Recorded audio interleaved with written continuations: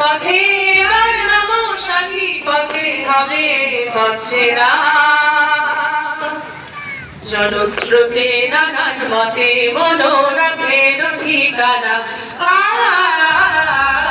হবে চেনা হবে জানা। আরজিকর হাসপাতাল কাণ্ডের সুবিচারের দাবি নিয়ে মোমবাতি প্রজ্বলন জমায়েত অনুষ্ঠিত হল কালিয়াগঞ্জে। প্ল্যাকার্ড ও মোমবাতি হাতে মহেন্দ্রগঞ্জ নাটমন্দির ময়দানে বৃহস্পতিবার সন্ধ্যা 7:30 থেকে শুরু হয় এই জমায়েত। রাত 9টার পর প্রতিবাদ মিছিলের মধ্য দিয়ে সমাপ্ত হয় এই কর্মসূচি। আরজিকর হাসপাতাল কাণ্ডের প্রতিবাদে দলমত নির্বিশেষে মোমবাতি প্রজ্বলন জমায়েতে অংশগ্রহণ করেছিল কচি কাঁচা ও ছাত্র যুব, স্বাস্থ্যকর্মী, স্কুল শিক্ষকদের পাশাপাশি নানা পেশার অগণিত মানুষ। নাটমন্দির ময়দানের মাঝে অস্থায়ী বেদিতে ঢাউস আকারে প্রজ্বলন মোমবাতির মডেল রেখে তার চারপাশে মানুষের জমায়েত হয়। ফুলের পাপড়ি বিছানো এই বেদির চারপাশে মোমবাতি জ্বালিয়ে দিয়ে স্লোগান ওঠে বিচার চাই। আরজিকর হাসপাতালে পাশবিক নির্যাতনের পর খুন হওয়া মহিলা ডাক্তারের জন্য বিচার চেয়ে সোচ্চার হয় জমায়েতে সামিল জনতা।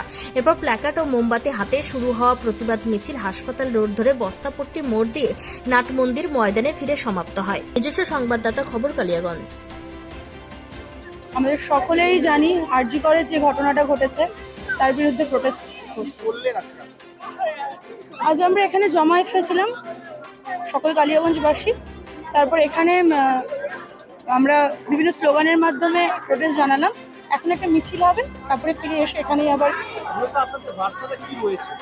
অবশ্যই বিচার চাই, সেটাই বার্তা। একটাই বার্তা সবাই, এই ঘটনার পরিপ্রেক্ষিতে বিচারটা যেন ঠিকঠাক এবং যত তাড়াতাড়ি সম্ভব। হবে চেনা হবে পথে।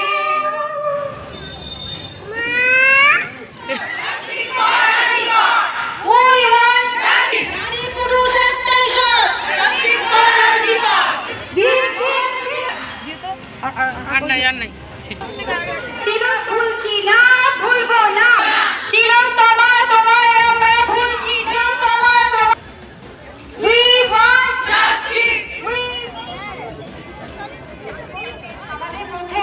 অনেক সেবিকা, স্বাস্থ্যকর্মী, তাদের মধ্যে একজনকে